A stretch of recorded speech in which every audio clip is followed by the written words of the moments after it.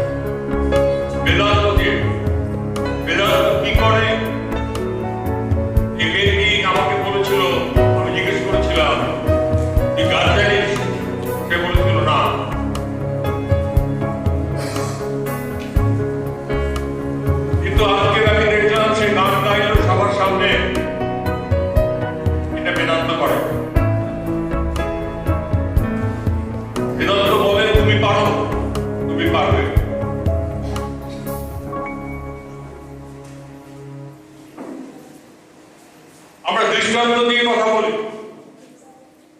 এই মেয়েটা দৃষ্টান্ত দিলাম, এমনি গান গাওয়া হয়নি। মেয়েকে আমাকে বলেছিল আমি গান জানি না। শুধু গান জানে না, এবং এমন গান যেটা আমাদের আদর্শ, যে আমরা কামিয়াব হবো, আমরা হাতে হাত ধরে চলব। বিদ্যাসাগরের জীবনের একটা ছোট্ট ঘটনা। বিদ্যাসাগরের নাম আমরা শুনেছি, যারা বাংলা, যারা আসামের, তাদের কথা আমি জানি না। তিনি বিরাট পণ্ডিত ছিলেন, বাংলার ভাষার স্রষ্টা। তিনি বিরাট লোক ছিলেন, বিরাট পণ্ডিত ছিলেন। তাকে জমিদার বাড়িতে একবার নেমন্তন্ন করা হয়েছিল। এই জমিদার বাড়িতে বসে তাকে যখন পরিবেশন করা হলো, তাকে 35টা বাটি দিয়ে, নানা রকমের খাবার দিয়ে তাকে পরিবেশন করা হলো। তখন বিদ্যাসাগর মহাশয়ের নাম অনেক অতীতে, অনেক বিখ্যাত থেকে।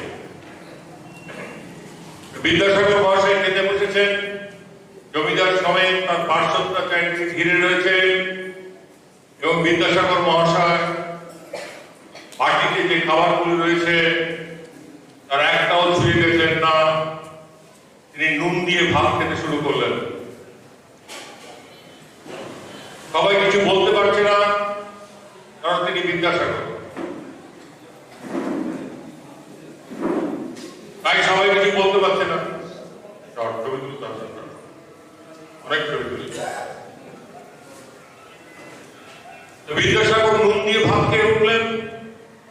জমিদার মশাই মনে হলো যে তিনি নিশ্চয়ই কোনো অপরাধ করেছেন, যার ফলে বিদ্যাসাগর মহাশয় খেলেন না, শুধু শুকনো ভাত দিয়ে খেয়ে উঠলেন। মুখ ধোয়ার পর জমিদার মশাই তাকে হাত জোর করে বললেন, আমি কি কোনো অপরাধ করেছি? আমার কোনো অপরাধ হয়েছে? বিদ্যাসাগর মহাশয় বলল, না, আপনার কোনো অপরাধ হয়নি। তাহলে আপনি শুকনো ভাত খেলেন কেন? বলছে, আজকের অনেক কিছু পদ দিয়ে আমাকে খেতে দেওয়া হয়েছে, কিন্তু হঠাৎ আমার মনে পড়লো, আচ্ছা এত কিছু আইটেম দিয়ে আমাকে খেতে দেওয়া হয়েছে, আচ্ছা আমি কি আগের দিনগুলি ভুলে গেছি? যখন আমি শুকনো ভাত খেয়েছি, যখন আরশোলা আমাকে খেতে হয়েছে, যখন লাইট পোস্টের নিচে আমাকে পড়তে হয়েছে, সেই দিনগুলিকে আমি ভুলে গেছি। আমি কি এখন সেই দিনের মতন শুকনো ভাত খেতে পারি কি? আমি পরীক্ষা করে দেখলাম আমি পারি।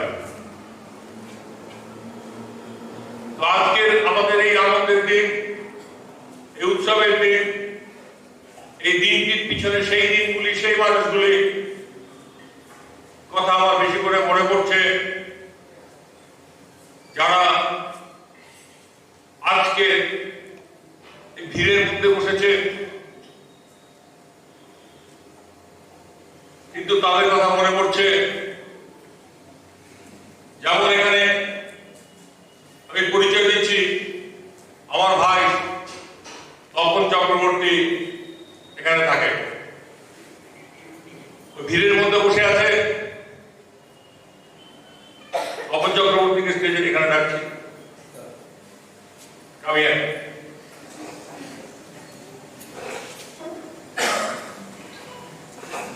এই আমার ভাই খুব সাধারণ,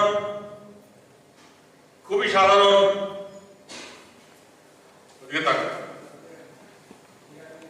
লেখাপড়া খুব বেশি জানে না, ডাক্তারে চাকরি করে, সংসার চালাতে হিমশিম, দুটো তিনটে অপারেশন হয়েছে,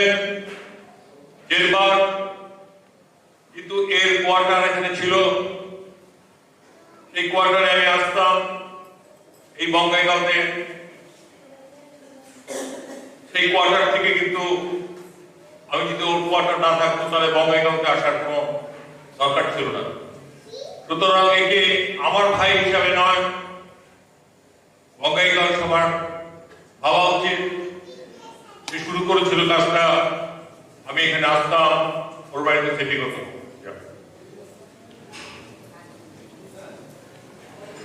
এখানে আমার সেই ম্যাডাম নেই, কি নাম, যার বাড়িতে উঠেছিলাম, কি নাম, নমিতা ভট্টাচার্য। 3 দিন তার বাড়িতে গেছিলাম।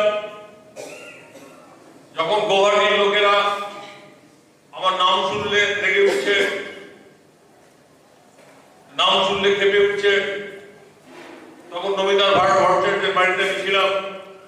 3 দিন আমাকে রাজার মতো রেখেছিল এবং বঙ্গাইগাঁওর ছেলেমেয়েরা ছুটে এসেছিল আমার কাছে। তাদের কথা ভুললে চলবে না। এখানে বিশেষ করে আলাদা করে বঙ্গাইগাঁও যে ছেলেগুলি, তাদের আলাদা করে আমি নাম বলছি না,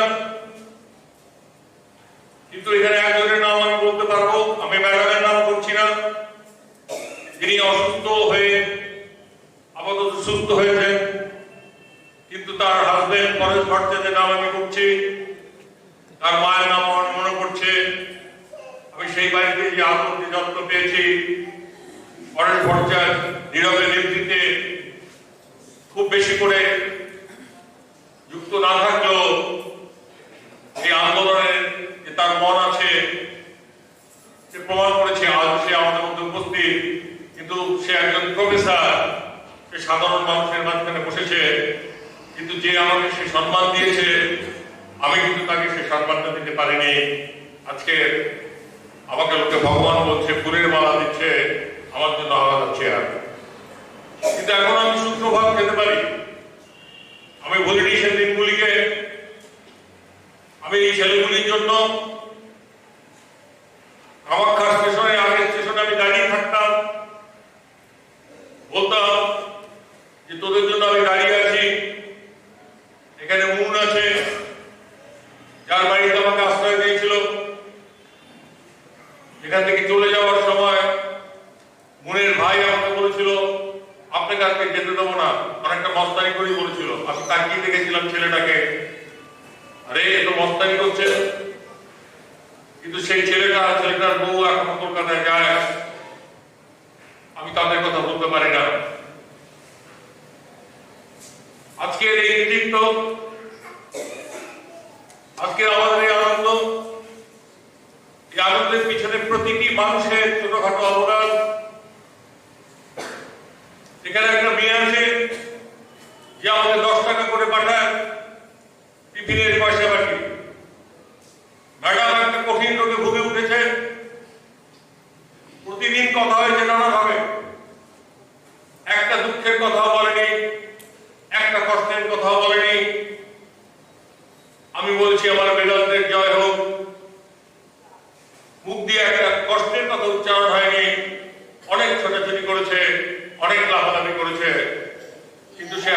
সুস্থ, কিন্তু যখন অসুস্থ ছিল তখন একটা কথা বলেনি।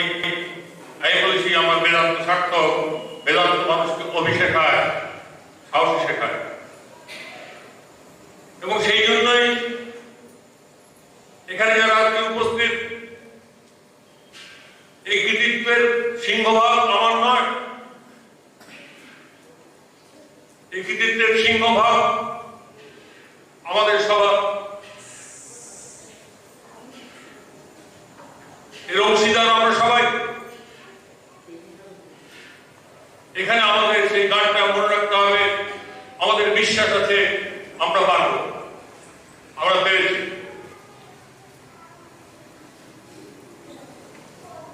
দুদিন ধরে অনুষ্ঠান হচ্ছে, কত জায়গা থেকে, দূর দূরান্ত থেকে এখানে মানুষ এসেছে। এখানে অনেকের নাম আমি বললাম না, প্রতিটি ছেলে এক সুরে কথা বলে এখানে কাজ করেছে। বেদান্তের কাজ করেছেন। তবে এর মধ্যে বলতে হয় যে আজকের এই আন্দোলনের পিছনে কিছুক্ষণ আগে যে বক্তৃতা দিয়ে গেল প্রদীপ রায়, তার বিরাট ভূমিকা আছে। আজকের এখানে রামানন্দ স্বামী, যাকে সবাই মাস্টারমশাই বলে জানে, সে শুরু করেছিল আশ্রম, টিউশনি করতে করতে শুরু করেছিল আশ্রম। রামানন্দ এখানে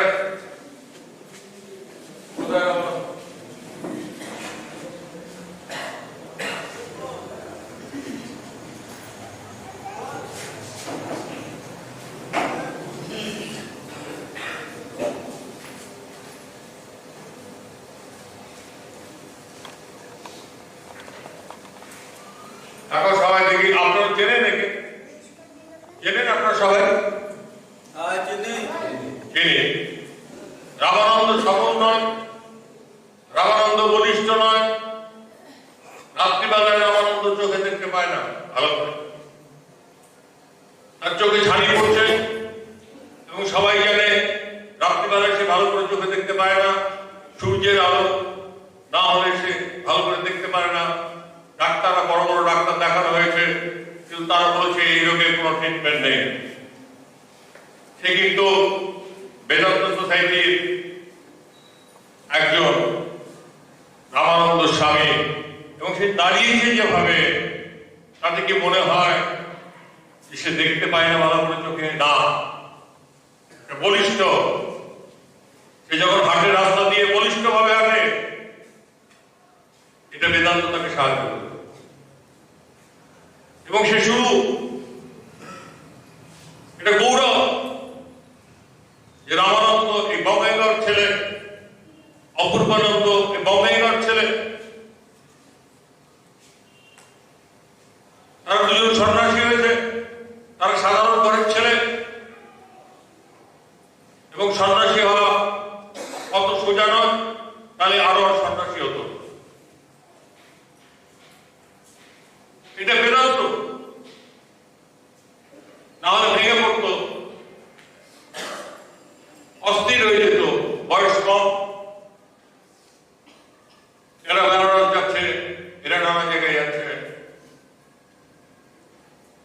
এদের সব নিয়ে বেদান্ত হতে, এদের সবকিছু নিয়ে বেদান্ত হতে। আজকে ভারতবর্ষ থেকে নানা লোক শুধু এখানে আসেনি। আমি কলকাতা থেকে লোক আসতে বারণ করেছি, তাই তারা আসেনি, তারা আসতে চাইছিল। আজকে বিদেশ থেকে এখানে লোক আসছে, তারা দেখে যাচ্ছে, আর উত্তম করে দেখে যাবে।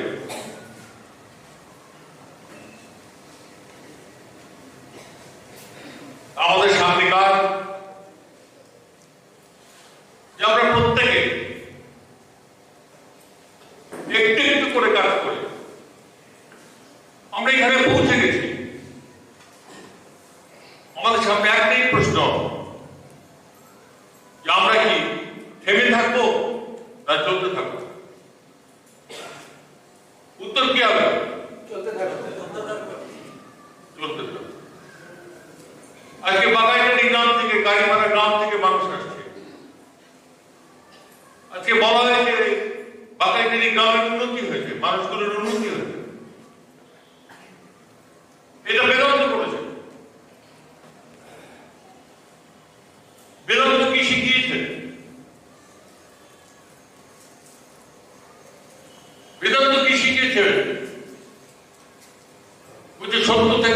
পথে যাওয়াটা বেদান্ত শিখে।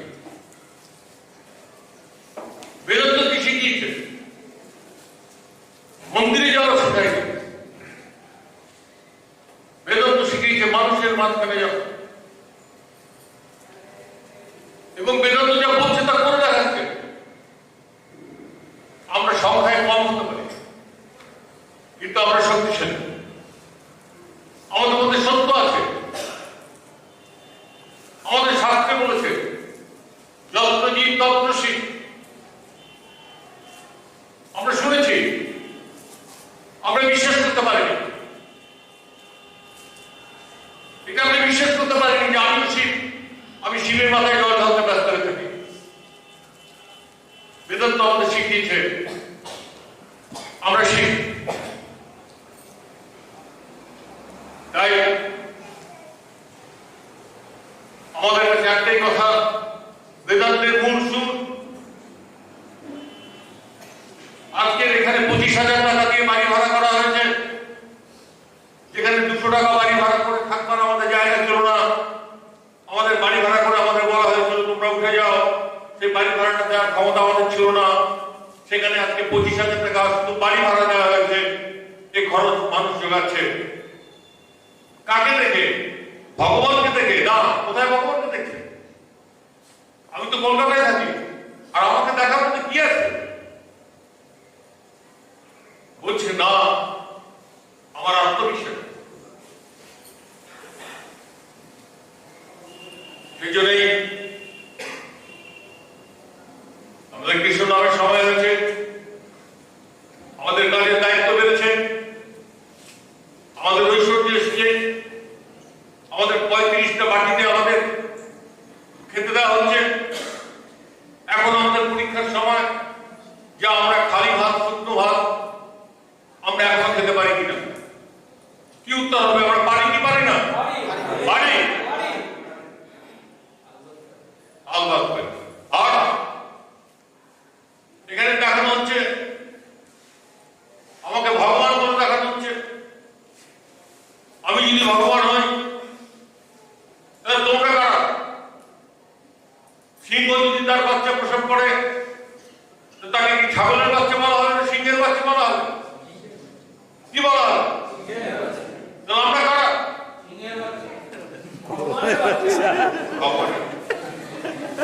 এই সব শেষের কথা,